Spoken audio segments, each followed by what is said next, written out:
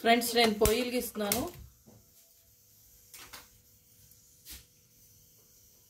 నానబెట్టాను. పల్లీలు వేయిస్తున్నాను.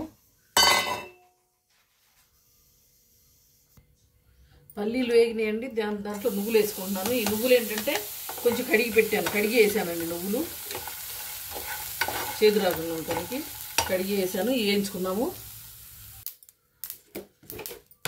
దీంట్లో కొంచెం జీలకర్ర కూడా వేస్తున్నానండి.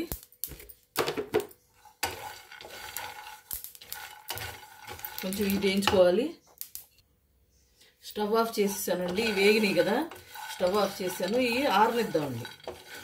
ఆరిన తర్వాత ప్రాసెస్ మళ్ళీ చూపిస్తాను. ఇది కొంచెం ఆరనిద్దాం.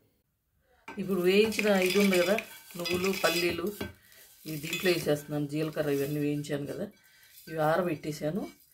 ఇవి వేసేసాను. దీంట్లో ఏంటంటే వెల్లుల్లిపాయలు వేసాను.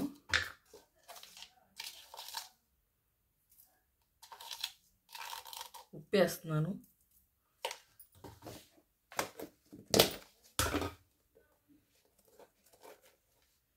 కారం వేస్తున్నాను.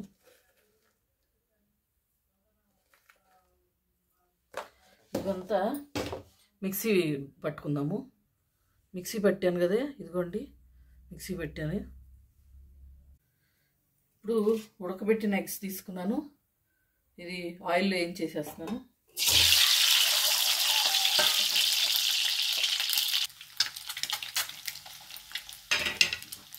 ఈ ఎగ్స్ బ్రౌన్ కలర్లో వేగినాయండి. వేగిన తర్వాత ఇప్పుడు నేను ఏం చేస్తున్నానంటే ఇందాక మిక్సీకి వేసుకున్న పొడి దీంట్లో వేసేసుకుంటున్నాను. దీంట్లో వేసేసి కొంచెం జస్ట్ అట్లా తిప్పుకుంటే సరిపోతుంది. ఒక తిప్పు వేడి నూనె ఉంది కదా, ఇంకా స్టవ్ ఆఫ్ చేసేస్తున్నాను. ఇంకంతే. ఎక్కువ కాలకూడదు. ఆయిల్లో ఎక్కువ కాలితే మళ్ళీ మాడు వాసనలాగా వస్తుంది. ఆల్రెడీ వేయించాం కదా, అది జస్ట్ ఊరికిట్లా అయితే చాలు.